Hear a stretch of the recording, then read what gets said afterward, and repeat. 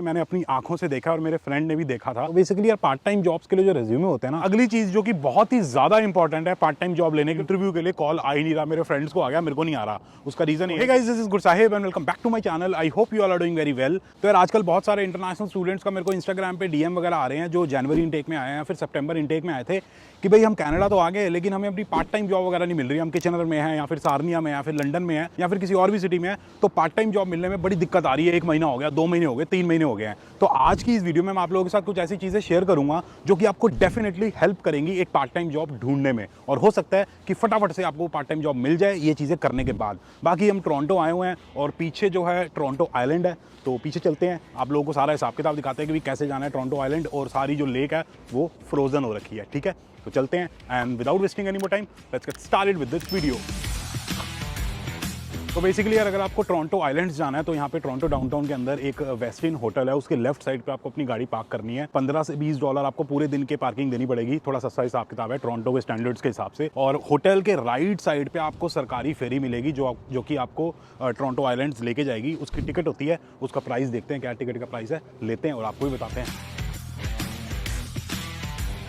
जी तो टिकट वगैरह हमने ले लिया और यहाँ से फेरी मिलेगी हमें। और टिकट का जो प्राइस 2 लोगों का है वो है $17.40 पर पर्सन। 8-8.5 डॉलर प्राइस है, तो सस्ता हिसाब किताब है। प्राइवेट अगर वो वाटर टैक्सी करोगे तो महंगी पड़ेगी, लाइक $20 एक बंदे के लेते हैं, तो वो मत करना। सरकारी फेरी लेना, सस्ती पड़ेगी। अब चलते हैं, बाकी पार्ट टाइम जॉब के बारे में वहाँ जाके बात करेंगे। यहाँ व्यू थोड़ा शानदार नहीं है ना। तो भाई गेट्स वगैरह खुल गए हैं, तो चलते हैं फेरी पे चढ़ते हैं, देखते हैं क्या हिसाब किताब है। भाई साहब सर्दी है, टेम्परेचर जो है ना वो हो रहा है 2 degree Celsius, feels like -3 degree Celsius. शोर भी बड़ा है और भीड़ भी बड़ी है।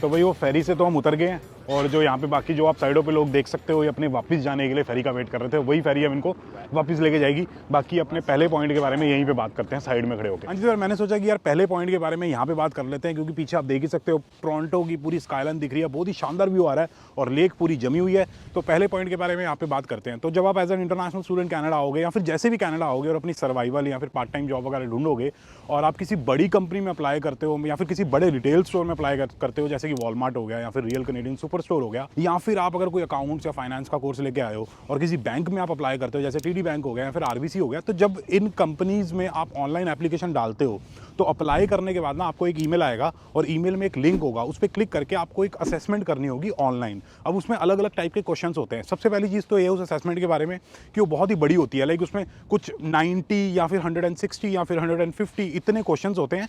लेकिन घबराना नहीं है, वो नॉर्मल क्वेश्चंस होते हैं, कोई आपकी नॉलेज को टेस्ट नहीं करते। बिहेवियर टाइप के क्वेश्चंस होते हैं। उसमें पूछा होता है कि अगर स्टोर के अंदर मैनेजर खड़ा हुआ है, कोई कस्टमर आता है तो आपसे कोई कुछ पूछता है कस्टमर और आपको नहीं पता तो आप क्या करोगे, या फिर कोई और सिचुएशन दे देंगे, उसमें आपको एग्री करना होगा या फिर डिसएग्री करना होगा या फिर येस नो, इस टाइप के क्वेश्चंस होते हैं। तो आराम से आपको शांति से वो करना है, क्योंकि होता क्या है कि उस असेसमेंट के बेसिस पे आपको कुछ पॉइंट्स वगैरह मिलते हैं और उन पॉइंट्स के हिसाब से स्टूडेंट्स को या जिन्होंने भी अप्लाई वगैरह की है जॉब, उनको रैंक किया जाता है और जो टॉप रैंकिंग कैंडिडेट्स होते हैं ना उन्हीं को इंटरव्यू के लिए बुलाया जाता है। तो बेसिकली काफ़ी सारे इंटरनेशनल स्टूडेंट्स का मेरे को मैसेज आता है कि भाई हमने वॉलमार्ट में अप्लाई किया था या फिर रियल कैनेडियन सुपर स्टोर में अप्लाई किया था, 2 बार अप्लाई कर दिया, 3 बार अप्लाई कर दिया, लेकिन इंटरव्यू के लिए कॉल आ ही नहीं रहा। मेरे फ्रेंड्स को आ गया, मेरे को नहीं आ रहा। उसका रीज़न ये है कि आपने असेसमेंट ढंग से नहीं की। तो आपको अच्छे से अपनी असेसमेंट करनी है, डेफिनेटली आपको कॉल आ जाएगा और इंटरव्यू में तो फोड़ ही दोगे आप, मेरे को पता ही है।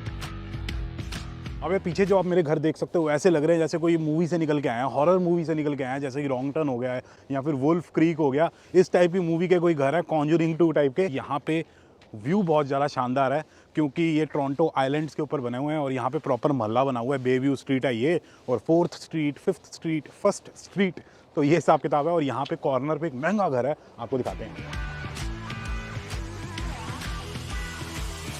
तो भाई यहाँ पे एक कॉर्नर पे घर है जिसके सारे बेडरूम, लिविंग रूम ऐसा लग रहा है कि भी कांच के हैं। तो जब बंदा उठता होगा, चाय पीता होगा, सामने टोरंटो की स्काईलाइन दिखती होगी, भाई साहब दिमाग ही ख़राब हो जाए। मज़ा तो अलग बात है, दिमाग ही अपना ख़राब हो जाए कि मैं कार आ रहा हूँ, लेकिन सामने इस टाइप के घर है, पुराने पता नहीं कौन सी सदी के बने हुए हैं भाई साहब, 1800-1700 के घर बने हुए हैं, तो ऐसा सिस्टम है। हाँ जी, तो यार मैंने सोचा कि 4th स्ट्रीट और चैनल एवेन्यू के चौराहे पे खड़े होकर अगले पॉइंट के बारे में बात कर लेते हैं। तो बेसिकली अगली चीज़ जिसका आपको ध्यान रखना है वो ये है कि आप ऑनलाइन तो अप्लाई कर ही दोगे वॉलमार्ट या सुपर स्टोर ऐसी जगहों पे, लेकिन ऑब्वियसली लोकल स्टोर्स वगैरह भी होते हैं, वहाँ पे जाके आपको अपना रिज्यूमे सबमिट करना होगा। मतलब आप स्टोर के अंदर वॉक इन करोगे और अपना रिज्यूमे सबमिट करोगे, ठीक है। लेकिन काफ़ी सारे इंटरनेशनल स्टूडेंट्स को मैंने देखा है वो क्या करते हैं कि भाई वो रैंडमली किसी भी स्टोर के अंदर जाते रहते हैं और अपना रिज्यूमे देते रहते हैं। लाइक 20 रिज्यूमे प्रिंट करा लिए और अलग अलग स्टोर्स के अंदर जा ही जा रहे हैं और अपना रिज्यूमे दे ही जा रहे हैं। एक रोड पकड़ ली, उस रोड पे सारे के सारे स्टोर्स में जा रहे हैं।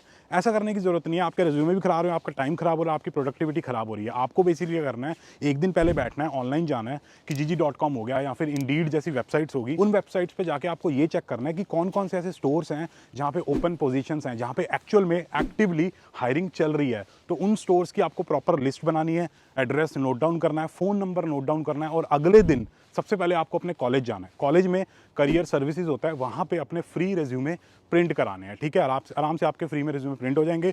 करियर सर्विसेज वाले आपको रिज्यूमे का फॉर्मेट भी दे देंगे, उसके लिए टेंशन देने वाली बात नहीं है, ठीक है। तो आपके रिज्यूमे प्रिंट हो गए, उसके बाद आपको क्या करना है, उन्हीं स्टोर्स के अंदर टारगेटेड अपनी जॉब अप्लाई करनी है। रैंडमली जाने का कोई फ़ायदा नहीं है, उन्हीं स्टोर्स के अंदर जाओ, अपना रिज्यूमे सबमिट करो। बाकी आगे हम निकलते हैं और आप लोगों को 2 चीज़ें बताता हूँ कि भाई जब स्टोर के अंदर जाओगे तो किस चीज़ का ध्यान रखना है, और रिज्यूमे के बारे में भी 2 बहुत ही ज़रूरी चीज़ आपको बताता हूँ। अब जब आप किसी स्टोर के अंदर वॉक इन करोगे तो मैनेजर के दिखने के चांसेस थोड़े से कम है, आपको एसोसिएट्स वगैरह ही दिखेंगे काउंटर पे या फिर कुछ ना कुछ काम कर रहे होंगे। अब आपको एसोसिएट से ज़्यादा बात नहीं करनी कि मैं पार्ट टाइम जॉब ढूंढ रहा हूँ, मैं इस कॉलेज में पढ़ने आया हूँ, ये मेरा कोर्स है, नहीं। आपको एसोसिएट्स वगैरह से बस यही पूछना है कि भाई मैनेजर कहाँ पे है, I would like to talk to the manager please, ठीक है। तो मैनेजर आएगा, उससे बातचीत होगी। मैनेजर को आपको बताना है कि भाई मैं पार्ट टाइम जॉब ढूंढ रहा हूँ, ये मेरा रेज्यूमे है, इस कॉलेज में मैं पढ़ने आया हूँ, ये मेरा कोर्स है और मेरा 2 साल का कोर्स है। जब आप ये बोलोगे ना मेरा 2 साल का कोर्स है, तो इससे इंडिकेट होता है कि भाई बंदा 2 साल के लिए इसी सिटी में है, कहीं नहीं जा रहा, तो चांसेस होते हैं कि आपको जॉब मिल जाएगी, ठीक है। और कॉन्फिडेंस के साथ बात करना है, घबराना नहीं है कि भाई मैनेजर है पता नहीं क्या बोलेगा, टेंशन लेने वाली बात नहीं है। बुरे से बुरा क्या हो जाएगा, जॉब नहीं देगा, कहीं और मिल जाएगी। एक चीज़ का आपको बहुत ज़्यादा ध्यान रखना है कि अगर आप किसी भी स्टोर के अंदर वॉक इन करते हो, आपको अपना रिज्यूमे किसी एसोसिएट को नहीं देना है। अब ये थोड़ा सा नेगेटिव या फिर रूड साउंड कर सकता है, लेकिन ये रियल लाइफ एक्सपीरियंस है, मैंने देखा हुआ है ऐसे होते हुए। तो बेसिकली क्या होता है, अगर आप किसी एसोसिएट को अपना रिज्यूमे देते हो ना, तो 99.9% चांसेस हैं कि वो जो रिज्यूमे है ना मैनेजर के पास नहीं पहुंचेगा, वो रोल होके डस्टबिन में डाल देंगे। मैंने अपनी आंखों से देखा और मेरे फ्रेंड ने भी देखा था। तो इस चीज़ का आपको ध्यान रखना है, डायरेक्टली आपको मैनेजर से बात करनी है। एसोसिएट को अगर रिज्यूमे दोगे, उसको लगेगा कि भाई ये बंदा मेरी जॉब ले लेगा, मेरे को मैनेजर बनना है, इसने अच्छे काम किए तो ये मैनेजर बन जाएगा।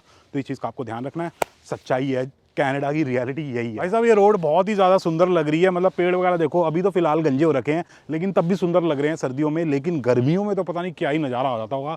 यहाँ पे आने के बाद दिमाग ही ख़राब हो जाता होगा, इतना सुंदर लगता होगा। डेफिनेटली दोबारा से अगली गर्मियों में आएंगे और वीडियो बनाएंगे और किसी और टॉपिक के ऊपर बात भी करेंगे। फिर अगली बहुत ही इंपॉर्टेंट चीज़ मैं आप लोगों को जो बताना चाहता हूँ वो रिज्यूमे के बारे में है। तो बेसिकली यार पार्ट टाइम जॉब्स के लिए जो रिज्यूमे होते हैं ना, उनके ऊपर सबसे इंपॉर्टेंट चीज़ होती है आपकी अवेलेबिलिटी। आपका एक्सपीरियंस सबसे ज़रूरी नहीं है, आपका नाम, आपका ईमेल आईडी, आपका कॉलेज या फिर आपका कोर्स कौन सा है, ये सारी चीज़ें ज़रूरी नहीं है। अगर आप एम्बेडेड सिस्टम लेके आए हो, अकाउंट्स लेके आए हो, फाइनेंस लेके आए हो, उससे जो एम्प्लॉयर है ना, जो आपको हायर कर रहा है सर्वाइवल जॉब वाला, उसको कोई फ़र्क नहीं पड़ता आप कौन सा कोर्स लेके आए हो, अनटिल आप अकाउंट्स लेके आए हो और बैंक में अप्लाई कर रहे हो या फिर आप कोई आईटी का कोर्स लेके आए हो और आईटी कंपनी में पार्ट टाइम जॉब के लिए अप्लाई कर रहे हो, तब ये चीज़ें मैटर करेंगी। अदरवाइज अगर किसी रिटेल स्टोर में अप्लाई कर रहे हो, रेस्टोरेंट हो गया, गैस स्टेशन हो गया या सिक्योरिटी गार्ड हो गया, इस टाइप की अगर आप जॉब के लिए अप्लाई कर रहे हो तो आपके कोर्स से कोई फ़र्क नहीं पड़ता, तो ज़्यादा एनडी बनने की ज़रूरत नहीं है, ठीक है। कोर्स को लेके सबसे इंपॉर्टेंट चीज़ है आपकी अवेलेबिलिटी। तो बेसिकली होता क्या है कि अगर कोई स्टोर है वो सुबह 6 बजे से रात को 11 बजे तक खुलता है और आपकी जो अवेलेबिलिटी है वो शाम को 8 बजे से 11 बजे तक ही है, बाकी टाइम आप अवेलेबल ही नहीं हो, तो उस केस में यार आपको वो जॉब नहीं मिलेगी। बहुत मुश्किल है वो जॉब मिलना।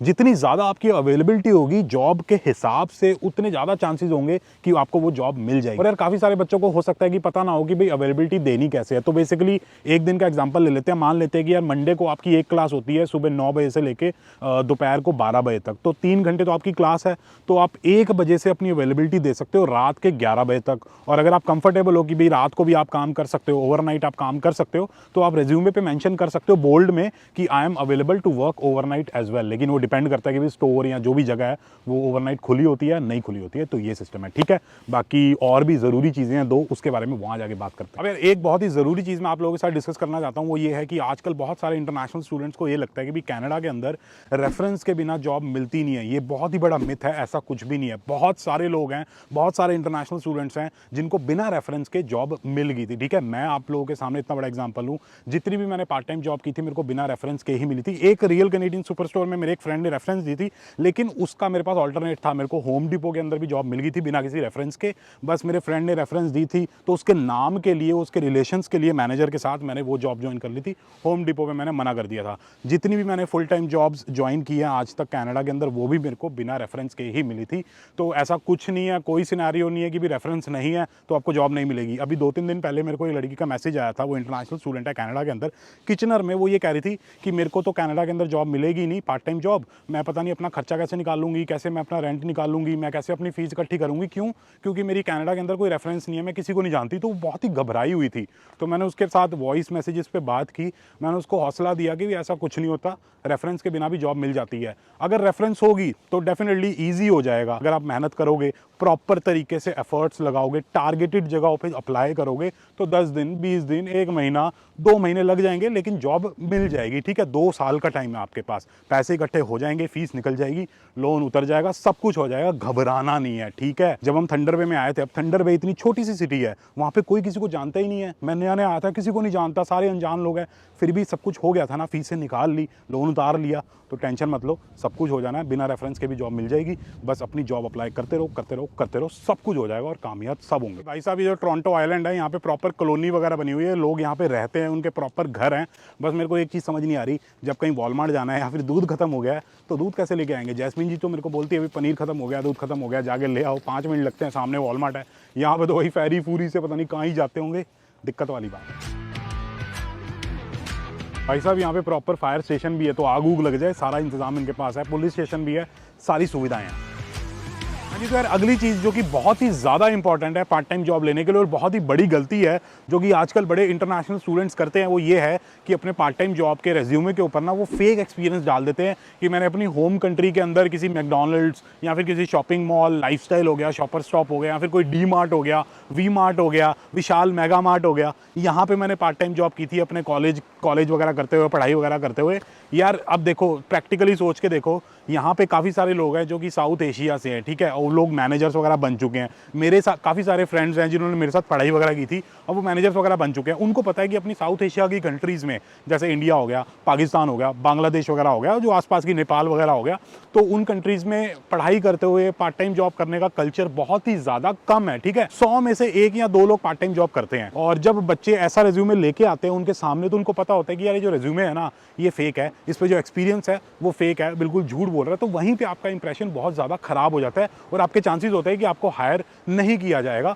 तो ये काम यार करना ज़रा छोड़ दो, ऐसा काम मत करना। और जैस्मीन जी मेरे को एक बार बता रही थी कि वो इंटरव्यूज़ वगैरह ले रही थी, तो काफ़ी सारे वहाँ पे गुजरात के बच्चे थे, कोई ऑफेंड मत होना, लेकिन सारे के सारे गुजरात के बच्चों ने डी मार्ट में काम किया हुआ था। उन्होंने एक बच्चे से पूछ भी लिया कि मेरे को एक बात बताओ, ये जो डी मार्ट है ये कितना बड़ा है कि जितने भी गुजरात में बच्चे पढ़ाई कर रहे हैं हर कोई अपनी part time job D mart में कर रहा है। तो बच्चा थोड़ा सा नर्वस हो गया, हंस रहा था लेकिन थोड़ा सा नर्वस हो गया था, डर गया था।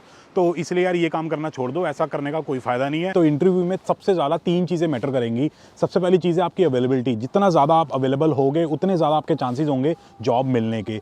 दूसरी चीज़ है आपकी ऑनेस्टी, जितने ऑनेस्ट तरीके से आप अपने आंसर्स दोगे, कोई झूठ वगैरह नहीं दोगे, नहीं बोलोगे, तो डेफिनेटली आपको जॉब मिल जाएगी। और तीसरी चीज़ है आपका कॉन्फिडेंस, जितने आप कॉन्फिडेंट दिखाई दोगे उतने ज़्यादा चांसेस होंगे आपको जॉब मिलने के। ठीक है, बाकी अगर आप लोगों को ये छोटी सी वीडियो पसंद आई तो please like, share and subscribe, and as always stay healthy and keep hustling.